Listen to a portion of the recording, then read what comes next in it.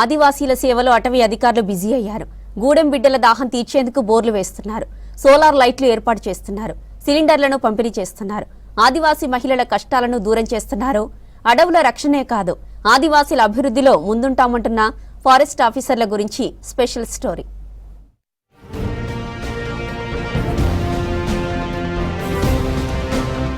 ఉమ్మడి ఆదిలాబాద్ జిల్లా ఆదివాసీ బిడ్డల జిల్లాగా ప్రసిద్ధి చెందింది. వీరందరూ అటవీ ప్రాంతంలో వందల ఏళ్లుగా ఆవాసం ఉంటున్నారు. పోడు భూములతో సాగుతో ఆదివాసీలు జీవనం సాగిస్తున్నారు. అయితే పోడు భూముల్లో అటవీ అధికారులు తరచుగా అడ్డుకుంటున్నారు. ఈ వివాదం ఆదివాసీలు అటవీ అధికారుల మధ్య ఏళ్లపాటుగా కొనసాగిన సందర్భాలున్నాయి.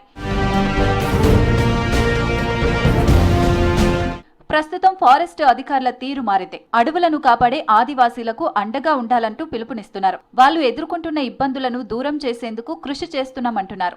మారుమూల ప్రాంతాల్లో అభివృద్ధి కార్యక్రమాలు చేపడుతున్నారు. పెంచికల్పేట మండలం మురళిగూడ, నందిగాం గ్రామాల్లో అటవీ అధికారులు సోలార్ లైట్లు ఏర్పాటు చేశారు. రాత్రి టైంలో బయటకు రాని ఆదివాసీలు ఇప్పుడు సోలార్ లైట్ల ఏర్పాటుతో సంతోషం వ్యక్తం చేస్తున్నారు.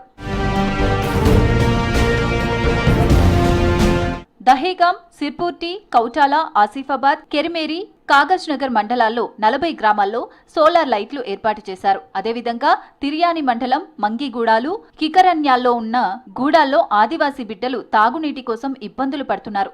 దీంతో అధికారులు స్థానికంగా బోర్ వేశారు. మహిళలకు ఇబ్బందులు కలగకుండా ఉండేందుకు సిలిండర్లు అందజేశారు. అటవీ అధికారుల సేవా కార్యక్రమాలపై ఆదివాసీలు సంతోషం వ్యక్తం చేస్తున్నారు. సోలార్ లైటు పెట్టడం జరిగింది. అది రాత్రి పూట మాత్రం 6:30కు వెలుగుతుంది.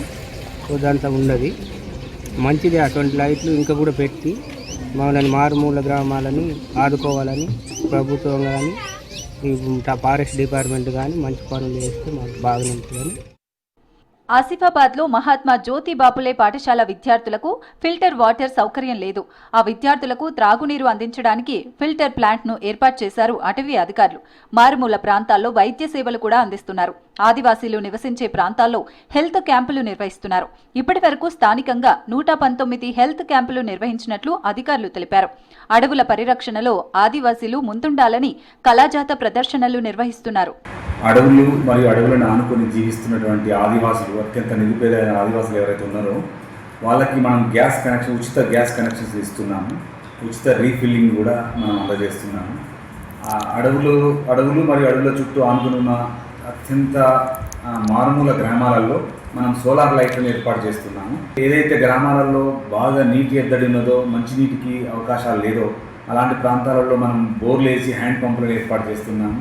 వైద్య సదుపాయాలు లేని దగ్గర ఎక్కడైతే ఉన్నాయో అక్కడ మనం మెడికల్ క్యాంపులు ఏర్పాటు చేసి అన్ని రకాల పరీక్షలు చేయించి వృద్ధులకు, చిన్నారులకు, మహిళలందరికీ కూడా మెడిసిన్ అందజేస్తున్నాము. అటవీ సంపదను కాపాడుకునేందుకు ఆదివాసీల పాత్ర కీలకమంటున్నారు అటవీ శాఖ అధికారులు. అందరూ కలిసికట్టుగా ప్రకృతిని కాపాడుకోవాలని పిలుపునిస్తున్నారు.